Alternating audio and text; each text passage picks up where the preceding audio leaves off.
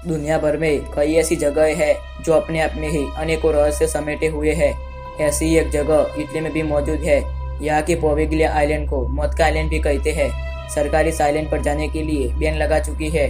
अगर इसके बाद भी कोई इस जगह पर जाता है तो पूरी जिम्मेदारी उसकी ही होती है। इटली के शहर वेनिस और लिडो के बीच वेनिसियन खाड़ी में स्थित पोविग्लिया आइलैंड के बारे में चर्चा है कि यहाँ जाने वाला कोई भी इंसान कभी वापस नहीं लौटता, इसीलिए इसे मौत का आइलैंड भी कहते हैं। बताया जाता है कि कई सालों पहले इटली में प्लेग की बीमारी फैल गई थी। सरकार के पास भी इस बीमारी का इलाज नहीं था। बीमारी और न फैले इसीलिए सरकार ने बड़ा फैसला लेते हुए करीब 1,60,000 मरीजों को इस टापू पर लाकर जिंदा आग के हवाले कर दिया था। इस मौत के आइलैंड की सच्चाई जानने के लिए कई लोग वहाँ गए। वापस लौटकर इन लोगों ने बताया कि ये टापू अब स्थापित हो चुका है। इटली की सरकार ने अब इस द्वीप पर जाने के लिए बैन लगा चुकी है। सरकार का कहना है कि प्रतिबंधित होने के बाद भी अगर कोई शख्स वहाँ जाता है तो वह उसकी खुद की जिम्मेदारी होगी।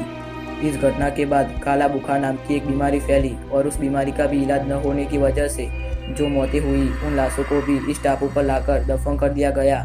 इन घटनाओं के बाद इस टापू के आसपास के लोगों को इस टापू पर अजीबोगरीब आवाज़ों और आत्माओं के होने का आभास हुआ और इस टापू पर लोगों ने जाना बंद कर दिया गया। फिर से यह आइलैंड वीरान हो गया। 1922 में इस आइलैंड पर एक मेंटल हॉस्पिटल बनाया गया, लेकिन कुछ सालों में ही उसे बंद कर दिया गया क्योंकि अस्पताल के डॉक्टरों, नर्सों और मरीजों को अजीबोगरीब चीज़ें दिखाई देने लगी थी।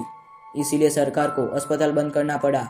पोविग्लिया आइलैंड कई सालों तक फिर से वीरान पड़ा रहा। फिर इस आइलैंड को 1960 में बेच दिया गया। जिस व्यक्ति ने इसे खरीदा था वह अपने परिवार के साथ यहाँ रहने लगा, लेकिन कुछ ही दिनों में वे आइलैंड छोड़कर चला गया। कहते हैं कि आइलैंड के मालिक की बेटी के मुंह को किसी ने काट दिया था। यहाँ कई अजीबोगरीब घटनाएं घटती है। इस आइलैंड पर रात गुजारने वाले एक शख्स ने बताया कि किसी ने मुझे तुरंत आइलैंड छोड़कर जाने के लिए कहा। उसने ये भी कहा कि अगर तुम नहीं गए तो जिंदा नहीं लौट पाओगे। हालांकि इस मौत के आइलैंड की सच्चाई क्या है आज तक एक रहस्य है।